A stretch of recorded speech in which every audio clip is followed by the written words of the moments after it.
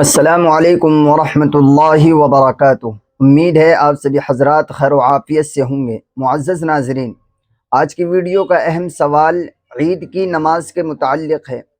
سوال یہ ہے کہ ایک شخص ہے، وہ عید کی نماز کا جو خطبہ ہوتا ہے وہ خطبہ پڑھتا ہے، اور دوسرا شخص نماز پڑھاتا ہے، یعنی نماز پڑھانے والا شخص الگ ہے اور عید کا خطبہ دینے والا آدمی الگ ہے۔ تو کیا اس طرح سے کہ نماز کوئی اور پڑھائے اور خطبہ کوئی اور پڑھے، اس طرح درست ہے؟ کوئی خرابی تو نہیں ہے شرعی اعتبار سے؟ تو جواباً عرض یہ ہیں کہ علماء کرام نے یہ بات لکھی ہے، فتاوی شامی کے اندر کتاب الصلاح باب الجمعہ میں یہ عبارت موجود ہے۔ میں وہ عبارت آپ کے سامنے پڑھ دیتا ہوں۔ وہ عبارت ہے، آپ اسکرین پر بھی دیکھ لیجئے۔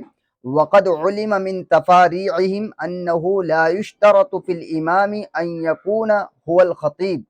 اس عبارت کا مطلب یہ ہے کہ امام کے لیے یہ شرط نہیں ہے کہ جو شخص امام ہو وہ خطیب بھی ہو، یعنی جو نماز پڑھا رہا ہے وہ خطبہ بھی دے، یہ شرط نہیں ہے۔ پتہ لگا کہ اگر خطیب الگ ہے اور نماز پڑھانے والا الگ ہے تو نماز درست ہو جائے گی۔